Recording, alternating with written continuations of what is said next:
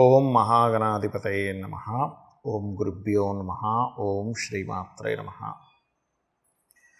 పరమేశ్వర స్వరూపమైనటువంటి జ్యోతిష, వాస్తు మరియు ఇతర అనేకమైనటువంటి శాస్త్రములను మనకు అందించినటువంటి మహర్షులకి నమస్కారం. హయగ్రీవ హయగ్రీవ హయగ్రీవేతి యో వదేత్తస్య నిస్సరతే వాణి జన్మకన్యా ప్రవాహవత్. అరుణాం కరుణాతరంగితాక్షీం ధృతపాశాంకుశపుష్పబాణచాపాం అనిమాదిభిరావృతాం మయూకైః అహమిత్యేవ విభావయే భవానీం. శ్రీమాత్రే నమః. ప్రేక్షకులకి ఆ లలితాంబిక అమ్మవారి యొక్క అనుగ్రహం పరిపూర్ణంగా కలగాలని స్ఫూర్తిగా కోరుకుంటూ ఈరోజు మనం చెప్పుకోబోయేటువంటి వార ఫలితాలు ఏవైతే ఉన్నాయో 31వ తేదీ నుంచి 6వ తేదీ వరకు, అంటే మార్చి 31 నుంచి ఏప్రిల్ 6వ తేదీ వరకు ఉన్నటువంటి గ్రహస్థితి ఏ విధంగా ఉంది అని చూసుకున్నట్లయితే, ప్రధానంగా ఇక్కడ రవి రాహు కలిసి ఉండి 1వ తేదీ నుంచి ఆ రవి రాహుల దగ్గరికి శుక్రుడు కూడా వెళ్తున్నాడు మీన రాశిలో. మేషంలో గురువు బుధులు ఉండి 2వ తేదీ నుంచి బుధుడు వక్రించి మీనం వైపు ప్రయాణం చేస్తున్నాడు. మరియు కన్యారాశిలో కేతువు, చంద్రుడు వృశ్చిక రాశి నుంచి ఈ వారం మొత్తంలో మనకి వృశ్చికము, ధనస్సు, మకర, కుంభరాశి వరకు ప్రయాణం చేస్తాడు ఈ వారం రోజు. కుంభరాశిలో శని కుజులతో 5-6 తేదీలు కలుస్తున్నాడు.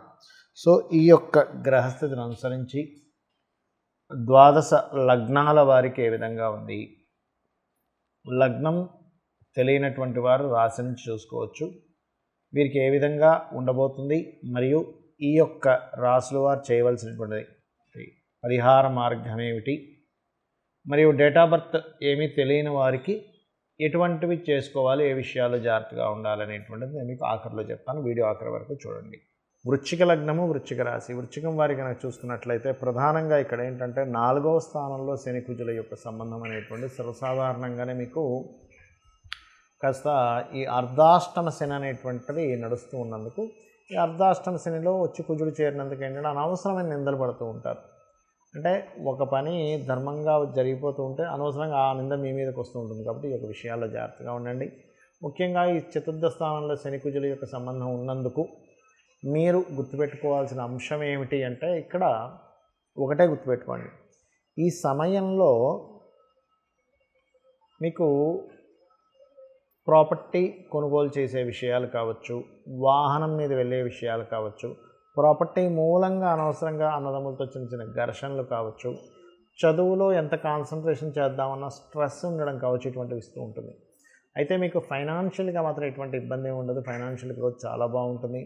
అందులో ముఖ్యంగా గవర్నమెంట్ జాబ్స్ కోసం ప్రయత్నం చేసేటువంటి వారికి మరింత బాగుంటుంది, అందులో ఎటువంటి సందేహం లేదు. కాకపోతే పంచమ స్థానంలో రవి రాహు ఉన్నారు కాబట్టి ఈ రవి రాహుల యొక్క కలయిక అనేటువంటిది ఎప్పుడైతే పంచమంలో జరుగుతుందో అందులోని ఈ గ్రహణ సమయంలో ఉన్నారు కాబట్టి ప్రత్యేకంగా గుర్తుపెట్టుకోండి. వృశ్చికం వారు, వృశ్చిక లగ్నం వారు ఎవరైనా ప్రెగ్నెన్సీ ఈ మధ్యనే అయినటువంటి వారు చాలా కేర్ తీసుకోండి.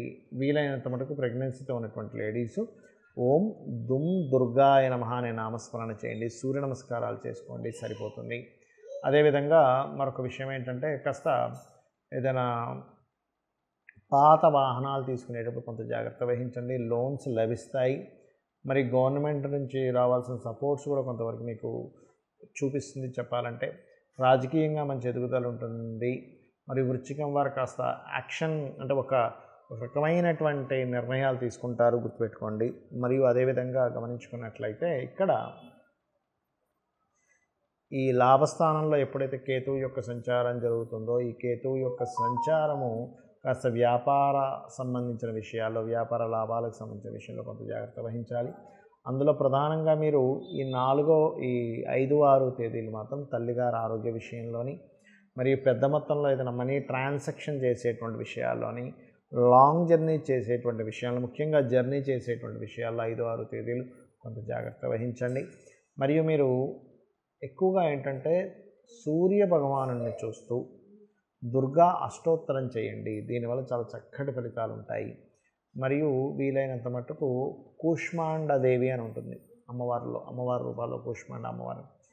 చక్కగా ఒక గుమ్మడికాయ తీసుకొని, గుమ్మడికాయ జ్యూస్ కానీ గుమ్మడికాయని కానీ సూర్య భగవానుడి చూస్తూ సూర్యుల్లో ఉన్నటువంటి కూష్మాండ అమ్మవారికి నైవేద్యంగా పెట్టినట్టుగా భావించండి. తర్వాత దాన్ని జ్యూస్గా చేసుకొని తాగండి. మీకు డైజెషన్ ఇష్యూస్ ఏమైనా ఉన్నాయి, ఎందుకంటే పంచమ స్థానంలో రవిరాహు కలిసినప్పుడు ఏమవుతుందంటే డైజెషన్ ఇష్యూస్ వస్తూ ఉంటాయి. అటువంటి విషయాల్లో ఇబ్బంది కలగకుండా ఉండడం జరుగుతుంది. చాలామందికి చూడండి, వాళ్ళకి డేట్ ఆఫ్ బర్త్ కానీ టైం కానీ ఇవేమీ ఉండవు, కానీ ఇప్పుడున్న గ్రహస్థితి, గోచార గ్రహాల యొక్క స్థితి వాళ్ళ మీద బ్యాడ్ ఎఫెక్ట్ కలగకుండా ఉండాలి అంటే ఏం చేయాలో చెప్తాను.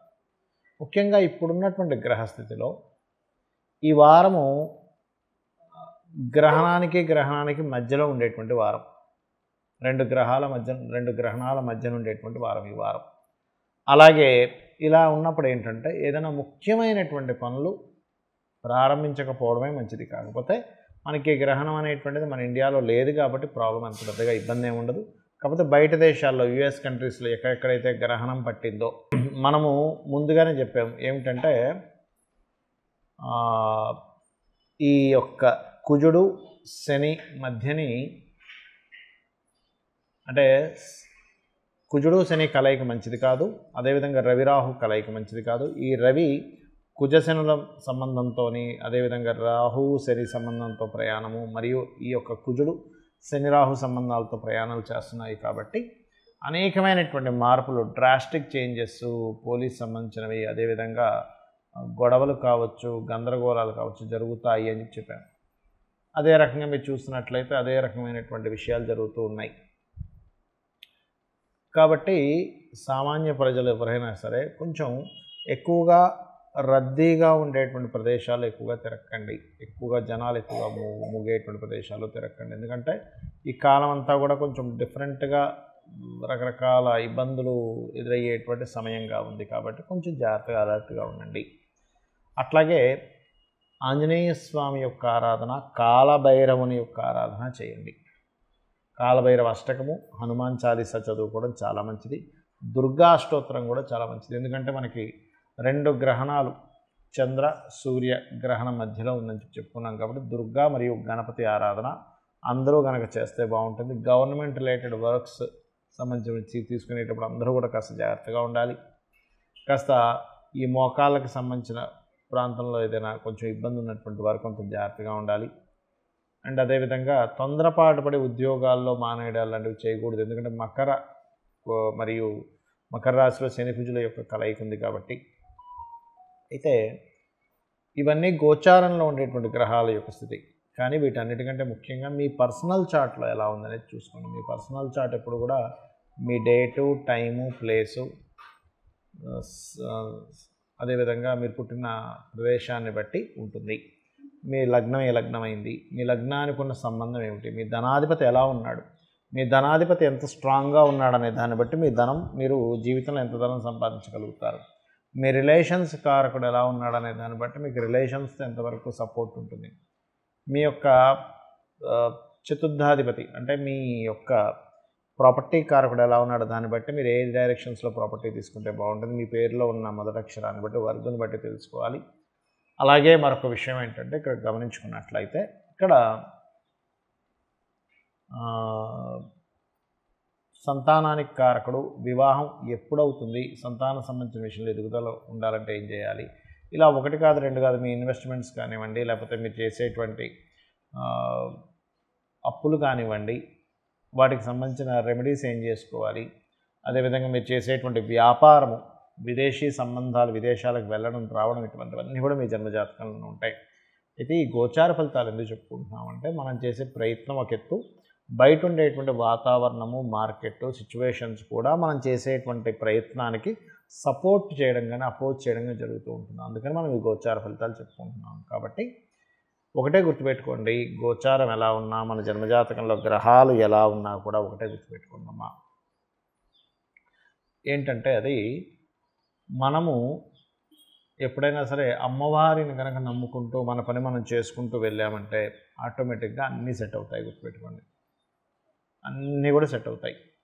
కాబట్టి ఇక్కడ గ్రహస్థితి ఎలా ఉంది, ఇప్పుడు ఏలినాటి శని నడుస్తుంది, కాలు సర్పదోషం ఉంది, ఇవన్నీ పెట్టుకోకండి. మీ పనే మీ దైవంగా భావిస్తూ అమ్మవారు నా వెనకాతలు ఉన్నారు ఇంకేంటి అనుకుంటూ చేయండి. మీకు అన్ని విధాల ఆ అమ్మవారే మీకు రక్షగా నిలబడుతుంది. శ్రీమాత్రే నమః.